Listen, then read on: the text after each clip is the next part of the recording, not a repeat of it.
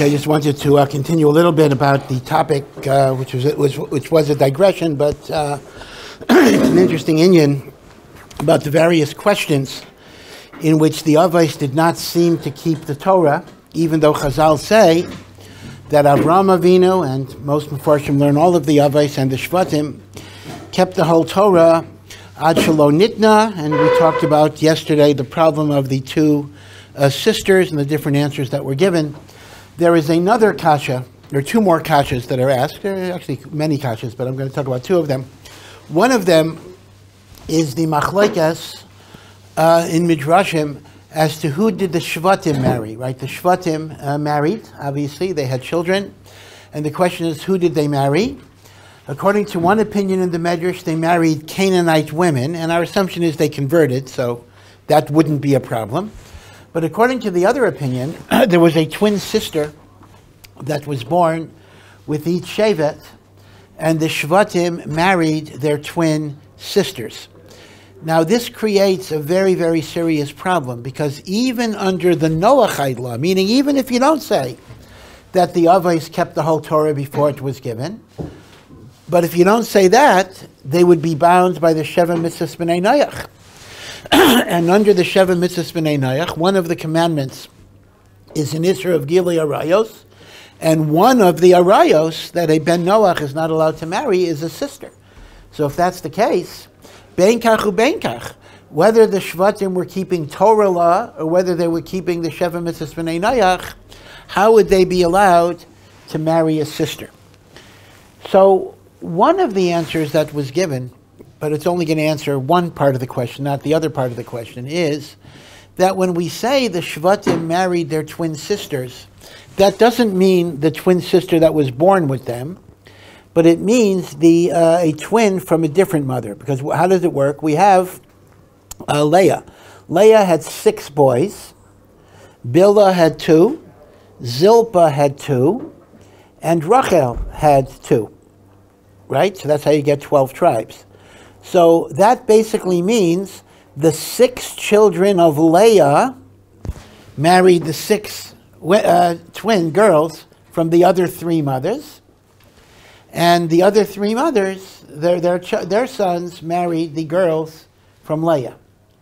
So that way, they married their half-sister. They married their maternal sister from a different father. Now, you might say, I'm sorry, the other way around. They married a paternal sister from a different mother, right? They married a paternal sister from a different mother. Now, the question is, so what? The Torah says, beferish, you cannot marry your sister, whether it's the daughter of your mother or the daughter of your father. And since it's indisputable that all of the girls were the daughter of Yaakov and all of the boys were the sons of Yaakov, that's still going to be usher. So the answer is, that's an interesting distinction between the Noachide law and the Jewish law. The Jewish law of Gilui Arayos in Acharei Mos says, beferish, you cannot marry a half-sister from either the mother or the father.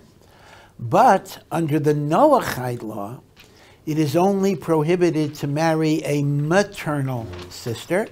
You are allowed to marry a paternal sister, and therefore the Shvatim were in compliance with Noachide law, even though they were not keeping the Torah law. Now, this only answers half of the question, because there were 2 questions about how could they marry their sisters. One is, it's usher to marry a sister under Sheva Mitzvahs B'nai Noach, and the other question is, the Avos kept the whole Torah before it was given. Now, the answer that they married a sister from the father and not from the mother does answer the problem of they were violating the Noachide law. Because Einochinami, if they married a sister from a different mother, they are not violating the Noachide law. But the problem still is, okay, they weren't violating the Noachide law, but if the Avos kept the whole Torah before it was given, are they not violating the Torah law? So once again, the Maharal's answer is going to be very good, and that is, the notion of voluntary observance only applied to positive commandments, not negative commandments. And therefore, The same answer the Maharal gives why Yaakov was allowed to marry two sisters would also apply why the Shvatim were allowed to marry their half-sisters. They couldn't marry a full sister because that would be a violation of the Sheva Mitzvahs B'nai Noach.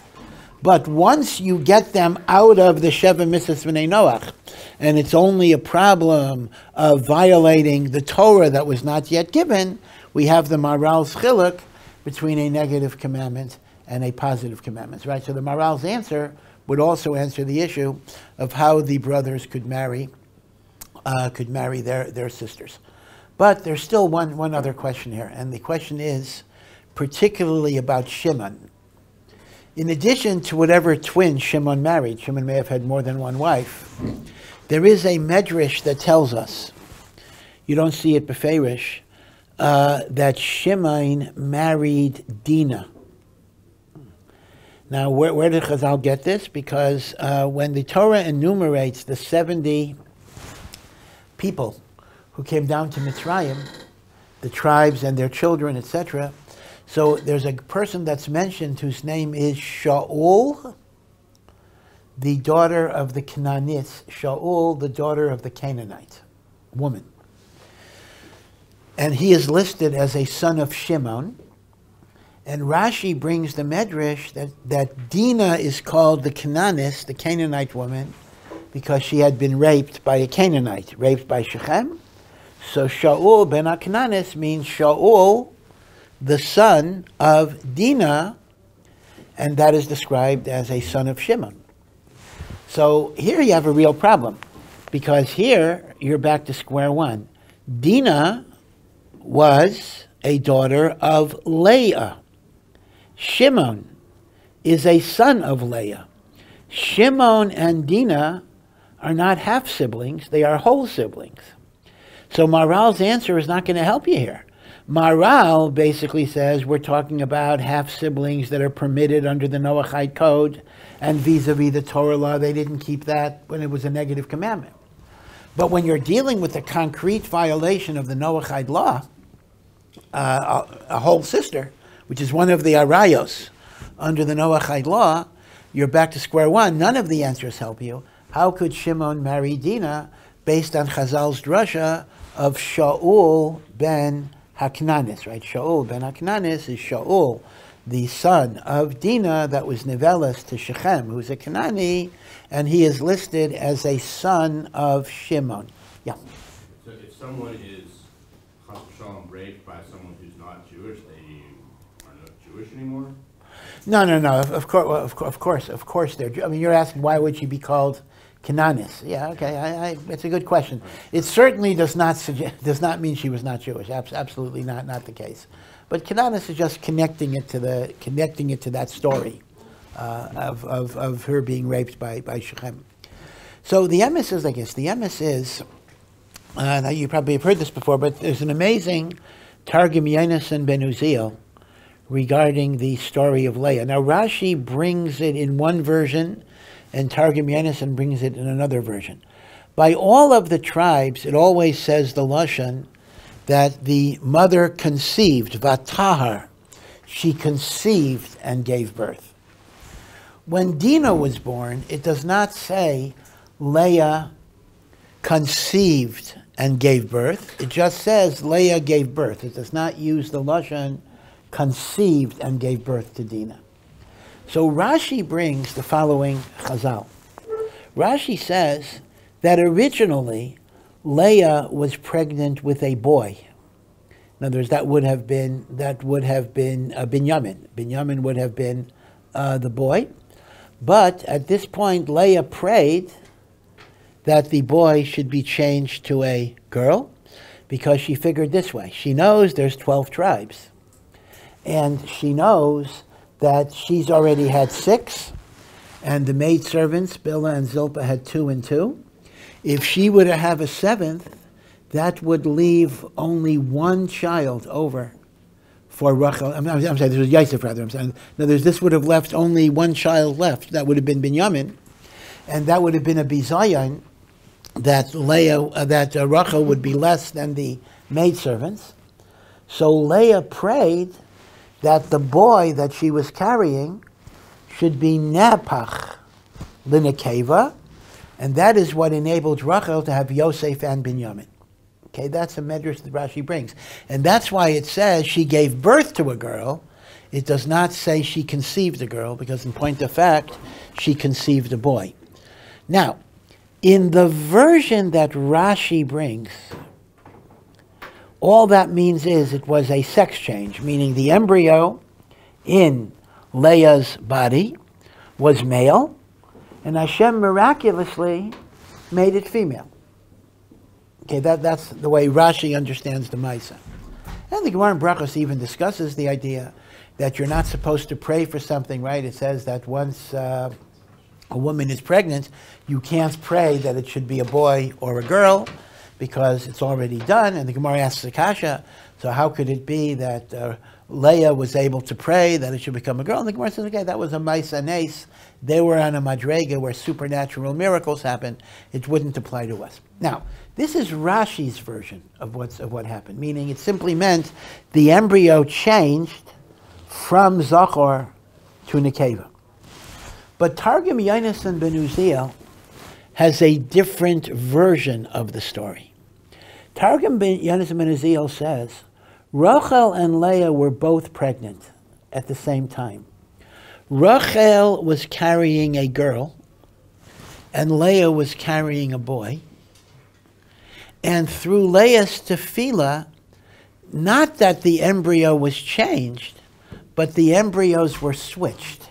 HaKadosh Baruch Hu took the Vlad out of Rachel's body, which was the girl, and put it into Leah's body, and took the embryo that was in Leah's body, that was a boy, and put it into Rachel. See the difference? It's not that the embryo changed. The embryos were switched. So according to Targum Yonasan ben Uziel, it actually turns out genetically Dinah was the daughter of Rachel. In fact, this is people bring this issue, Lagabe surrogate motherhood. Right, with surrogate motherhood, let's say man's sperm fertilizes his wife's egg, but his wife cannot carry the baby, so the embryo is transferred to a surrogate, and there's all sorts of machleksim in halacha. Who is the halachic mother? The egg donor or the gestational surrogate? Very big nafkamina. If one is Jewish and one is not Jewish, does the child need conversion? But here, the suggestion is going to be the following. If we look at genetic origin as creating the relationship, it actually turns out that Dinah was Rachel's daughter, although she was born from Leah. If Dinah is Rachel's daughter, and Shimon is Leah's son, so now Shimon actually married his half-sister from the same father and from a different mother, and now Shimon is going to be the same heter as the other tribes. But you see, this only works if you assume that the mother is the genetic mother. If you assume the mother is the birth mother, then you have a problem, because Leah was the birth mother of Dinah, and if that's so, Dinah and Shimon share the same mother. So in order for this heter to work, you're going to have to go with the idea that maternity is based on the genetic mother, not the birth mother. Now, I want to warn you that most people bring the raya in the opposite direction, because they don't go into the sister problem. They simply say, oh, if indeed Rachel is genetically Dinah's mother, and Leah is Dinah's birth mother, since the Torah always says Dinah is the daughter of Leah, that proves that maternity is the birth mother. In other words, they bring a raya that the birth mother is the yikr. That's how you're going to hear it most of the time. That they bring a raya from Targum Yonasan that the birth mother is the mother. But what I'm suggesting is you can actually bring a raya the opposite way, And that is, in order to allow Shimon to marry Dinah, you have to learn the other way around, that the birth mother is the genetic mother, because that will make them half siblings. Because if the birth mother is the halachic mother, right? If the birth mother is the mother, then you have a problem. They're full sisters. So the point I'm making is, people use this Targum Yonasan, but they actually use it to prove two opposite things. Some use it to prove that I look at the birth mother, because the Torah calls Dinah the daughter of Leah, and some use it as a proof that I look at the genetic mother, because that's going to be the only way that Shimon would be allowed to marry Dinah, right? So don't be thrown away, because very often you will see the proof in the opposite direction of the way I'm presenting it. Yeah. Which midrash is the source for Shimon marrying Dinah, and can we say that there's a machlokas between that midrash and Targum Yonasan? Do they have it is possible. I don't believe Targum Yonasan explicitly says that Shimon married Dinah. So it is possible that he wouldn't told it that. You're correct, and then it wouldn't be a raya at all. By the way, just a little, yeah. So that means that Binyamin couldn't have married one of the sisters of Leah, right? Binyamin for sure could have married one of the sisters of Leah. Yeah, that's for sure. Yeah, absolutely. But it was Yosef who got switched with Dinah. Yeah, it was Yosef that got switched. Yeah, Yosef. Yeah. Oh, Yosef. Yeah, according to that, Yosef. Yeah, that's right. Yosef would be allowed to. Now, of course, there is another medrash, which is not a problem of erva, that says Yosef's wife Osnas was in fact the daughter that Dinah had from Shechem. So Yosef actually married his niece, but that would be mutter anyway. So that wouldn't be any particular problem, no matter who his mother would be. But anyway, but this issue is very, very nogea today. You know, in fertility technology, there are two things that are done, and they're the same halachic issue, but they just move in opposite direction. There is egg donation and there is surrogacy. It's the same principle, but they move in opposite directions. Egg donation would be the following. Let's assume that a married woman is not ovulating, she's not producing eggs, but she could carry a baby. So there is a situation where other women can donate an egg. Husband's sperm fertilizes the other woman's egg in a petri dish, and if it's fertilized, it then gets transplanted into his wife, and hopefully 9 months later, she'll give birth to a baby. That is simply called egg donation. At least in the general world, it's relatively common, and even in Jewish circles, egg donation is done. So once again, you'll have a shaila: is the mother the egg donor, that is the genetic mother, or is the mother the birth mother who carried the baby for 9 months? Right? Machloksim. Big nafkamina, if the egg donor is not Jewish, does the child need conversion? Now, surrogacy is just the opposite problem, but it's the same concept. Surrogacy is where the, let's say the Jewish woman, the wife, produces eggs. Her eggs are fine. But she either had a hysterectomy, that means her womb was removed, or for health reasons, she just cannot carry the baby. So there, what you have is, husband's sperm fertilizes his wife's egg, in vitro fertilization, and then the embryo will be carried by a surrogate. In Hebrew, that's called Aim Pundakait, which means an innkeeper woman. She's gives room and board to the embryo, with the kavana of then delivering it to the couple. Now, egg donation and surrogacy are opposite things, right? In egg donation, the wife is furnishing the womb and the donor is furnishing the egg. In surrogacy, the wife is furnishing the egg and the donor is furnishing the womb. But halachically, it's going to be the identical problem, and that is motherhood defined by genetics, the DNA, or is motherhood defined by gestation, carrying the baby for 9 months? Now, I will say that surrogacy is much, much less common than egg donation. Surrogacy emotionally creates a lot of problems, because if you have a woman who carries your baby for 9 months, it may be complicated to have her give it up afterwards. So surrogacy is not done that much, certainly among frum people. Egg donation is, and you'll have this shaila. So it's fascinating that the Targum Yonasan is brought as a raya to the discussion of who is the mother. Yeah. And it's supposedly, I don't know if it's happened yet, but very soon there's going to be a technology of artificial womb. So unless people stick to the genetic shita, there's going to be a lot of problems. The person's going to be like soulless and not have Yep, any- yep, you're 100% correct. Right now, we don't have an artificial womb, and generally speaking, an embryo can develop in a petri dish for less than a month. In other words, if it's not transferred to a womb or frozen, it's not going to develop. But in theory, there's no reason why science cannot have an artificial womb, which can literally sustain an embryo and a baby for nine months, and then you're going to have a real problem. Halachically, is that person human? Because if you're looking at gestation and birth, that is koveya, well, the thing was born from an artificial machine. Those of you that might have read Brave New World, Aldous Huxley, which was written, I don't know how many years ago, 80 years ago, almost 100 years ago, he actually predicted kids being hatched out of these machines in an artificial womb. And indeed, scientifically, it's not particularly difficult to imagine how that could be done.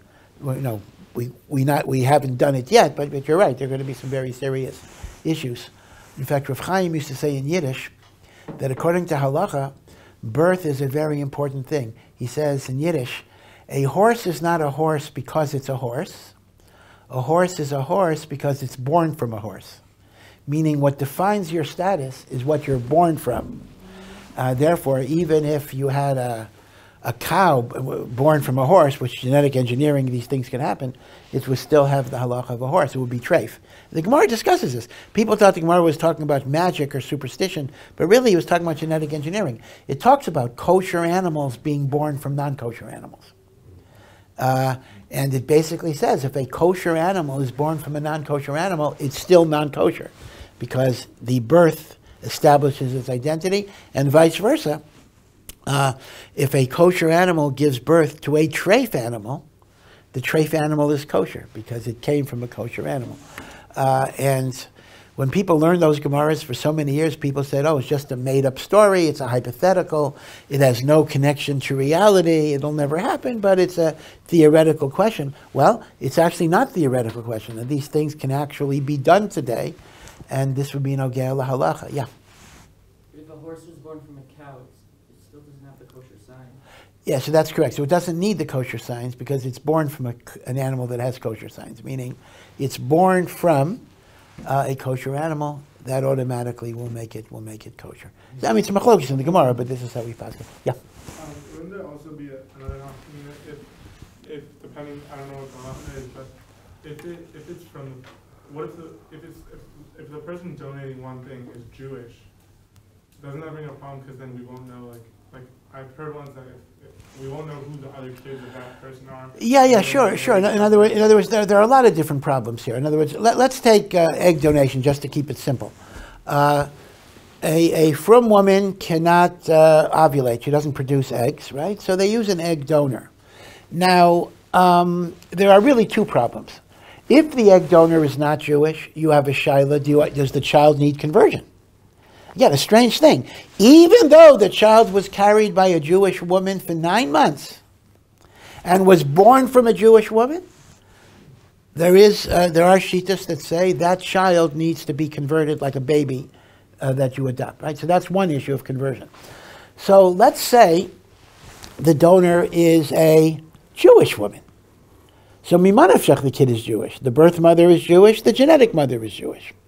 But you have a problem if the egg donor is anonymous, meaning you don't know who she is.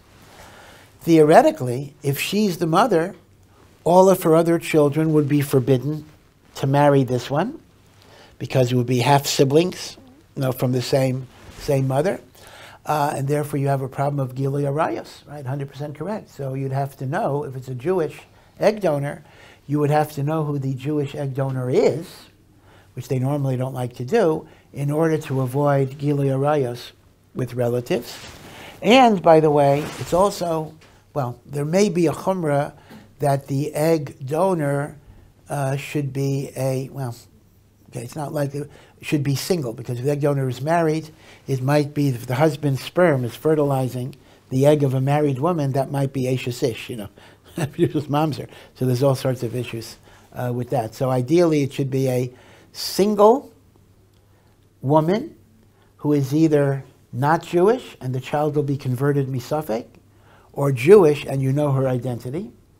It should not be a married woman, and it should not be a forbidden relative like a sister or whatever, because that might be called Gili Arayas, just to fertilize the egg. Yeah. What is the basis behind why gestation would have any meaning at all?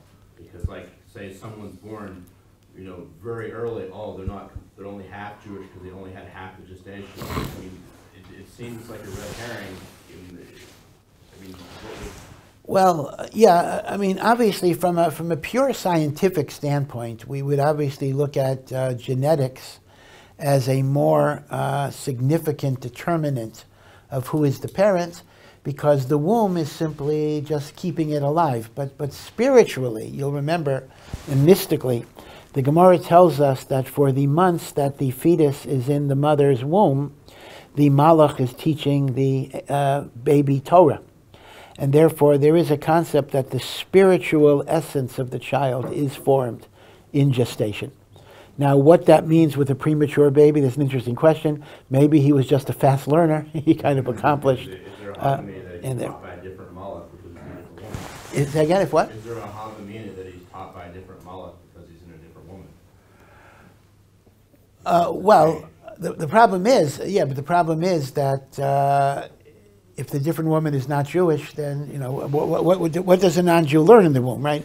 Presumably something, maybe the 7 commandments of Noah, but it wouldn't be the same thing, right? So one little comment, one separate comment. Oh yeah. Just to complicate things, what if the woman donates the egg while she's single, but then by the time the insemination happens, she got married? Yeah. Logically, well, first of all, I think the whole chumrah does not make a tremendous amount of sense, meaning to say that if a husband's sperm fertilizes an egg of a married woman, that is somehow adultery. That's a very, very far-fetched idea. But I would also say that even if you're going to be machmir, well, I guess if you're going to be machmir, you would have to look at the time of fertilization, meaning if you're medameh, the husband fertilizing the egg to adultery, then it doesn't make a difference when she donated the egg. It depends on when he inseminated the egg or impregnated the egg.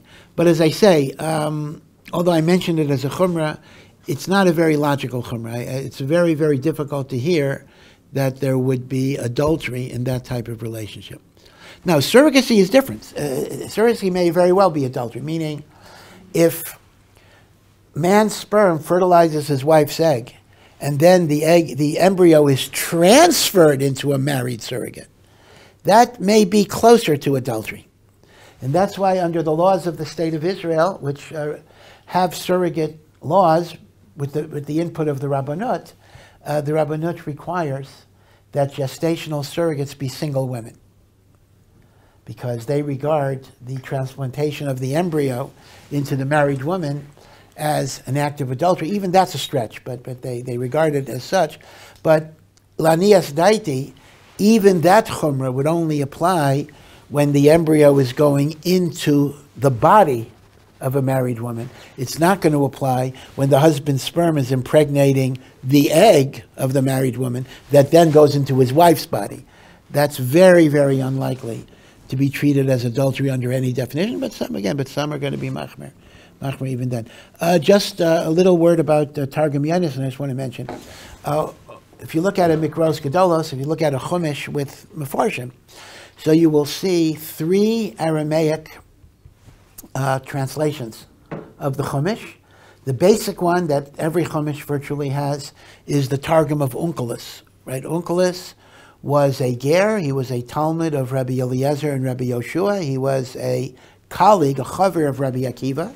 He lived in that time, and Onkelos was actually a nephew of a Roman emperor and by converting to Judaism, he was putting his life in great, great danger, but he was Meiser Nefesh, and he was Metargem the Torah into Aramaic.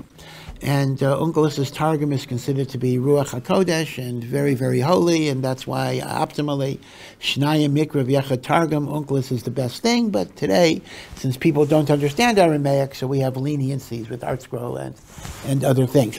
Now the thing about Onkelos is this: Onkelos was a Tana. He was a Tana. But Onkelos is very, very literal. Onkelos does not bring in Midrashim. Onkelos gives you translations. And one other thing about Onkelos, that if you're a student of Onkelos, you will notice, Onkelos tries to be very consistent in his translations.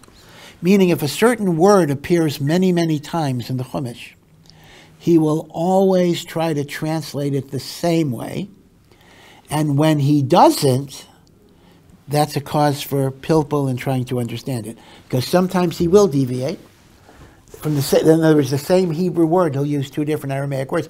But in order to know that, you have to know Onkelos well, because you're not going to remember. You're reading something in Vayikra, and it's the same word that appears in Bereshis, and Onkelos translated it differently. Well, most of us, don't remember what Onkelos said in Bereshis. But there are Svarim on Onkelos, in fact, even in English now, that try to go over that. But the main characteristic of Onkelos is he's very, very literal, except when it comes to descriptions of God, and then he will be figurative. So, for example, when it says the hand of God, Onkelos will say the power of God. In other words, Onkelos had a shita similar to the Rambam, that he wanted to be absolutely clear that nobody's going to read the Torah and think Hashem has a body. So he departs from his literalness whenever it comes to any body description. Hand of God, eyes of God. He'll always be non-literal when it comes to that. That's a famous characteristic of Onkelos. Yeah. Then how does he translate that Hashem spoke to Moshe then?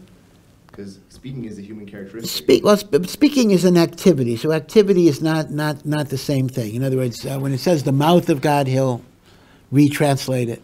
But speech is an activity, so God does things. Doing things is fine, but it's not in the framework of a body. Now, the other Targum is called Targum Yonasan ben Uziel. Now, Yonasan ben Uziel is even earlier than Onkelos. Yonasan ben Uziel, you remember from Masechah Sukkah, was the greatest Talmud of Hillel. That's much earlier than Rabbi Akiva and Onkelos. And he was the greatest of all the Talmidim.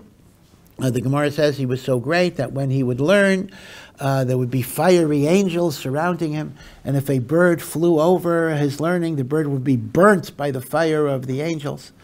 The Welt likes to say that from this story you see the difference between a chassid and a misnagid. A misnagid learns the Gemara in Sukkah that says the bird gets burnt, so the misnagid is going to want to know, does Yonasan ben Uziel have to pay for damages to the bird? Let's say the bird is owned by somebody, right? What are the chiyuvim? So the chassid will talk about the greatness of Hashem and the greatness of Torah and the kedusha of a person. And the misnagid is going to wonder who pays for the bird or whatever it will be. That's kind of a different focus on things. Now, here's the problem. The one big difference between Onkelos and Targum Yonasan is Targum Yonasan brings many, many, many midrashim. In fact, I shouldn't even say brings midrashim. Targum Yonasan is a midrashic source. He's a Tana. So it's much more non-literal, but many, many midrashim are brought, for example, the case about Dinah that I just mentioned. But here is the problem. The Gemara in Megillah says beferish that Onkelos wrote the Targum on the Chumash, and Yonasan ben Uziel wrote the Targum on the Nevi'im. There is a Targum on Nevi'im, and that is absolutely Targum Yonasan. So the implication of the Gemara in Megillah is that Yonasan ben Uziel did not write a Targum on the Torah. He only wrote the Targum on the Nevi'im. So why do we call the Targum on the Torah Targum Yonasan ben Uziel? So let me just mention the third Targum, and then I'll go back and you'll see a teretz. There's a third Targum that seems to be fragmentary. And we only get it in bits and pieces. We don't have a whole thing. And that's called Targum Yerushalmi, meaning an old Targum from Yerushalayim, which is fragmentary. We don't have it in every pasuk, but it's very close to Targum Yonasan ben Uziel where we have it. So, some suggest that this was a printer's mistake in an abbreviation, because Taf Yud, which Rashi uses in Nevi'im, always means Targum Yonasan. So some, when they saw in Rashi or other places Taf Yud in the Chumash, they thought it was Targum Yonasan. In fact, it was Targum Yerushalmi, meaning Targum Yonasan, Targum Yerushalmi are kind of the same work, two different versions of Targum Yerushalmi, which means it's not Targum Yonasan, it's Targum Yerushalmi, and there was a wrong pinuach of a Rashi Teva. And that's why in academic literature, indeed, Targum Yonasan is called pseudo-Yonasan. And that may be legitimate, because there are some of our Sfarim that say Targum Yonasan on the Chumash is not Targum Yonasan. Others do learn differently. Others do say that Targum Yonasan is Targum Yonasan ben Uziel. And when the Gemara says Unkelis wrote on Chumash and Targum Yonasan wrote on Nevi'im, that just means the most authoritative Targum on Torah is Unkelis, and the most authoritative Targum on Nevi'im is Yonasan, but Ein Achinami, Yonasan also wrote a Targum on Torah. So there's a machlekes how to understand Targum Yonasan. But one thing I want to point out is that some say that the reason why Yonasan ben Uziel, or whoever wrote it, put in so many midrashim is because, remember that the original Kriyas HaTorah had a metorgaman. The Baal Koreh would read a pasuk, and then there would be a translator. It was like a shir, a public education. So it was posited that the Targum Yonasan was meant to be a script for a metorgaman, that he would spice up the psukim by adding many midrashim and the like. In other words, it was really an oral interpretation of Kriyas HaTorah, which is an interesting idea, because that actually means, if you think about it, Kriyas HaTorah was intended to be more of a shir. We look at Torah reading as part of davening. We daven Shachris, we lane, we daven Musaf. But that's not really the way to look at it.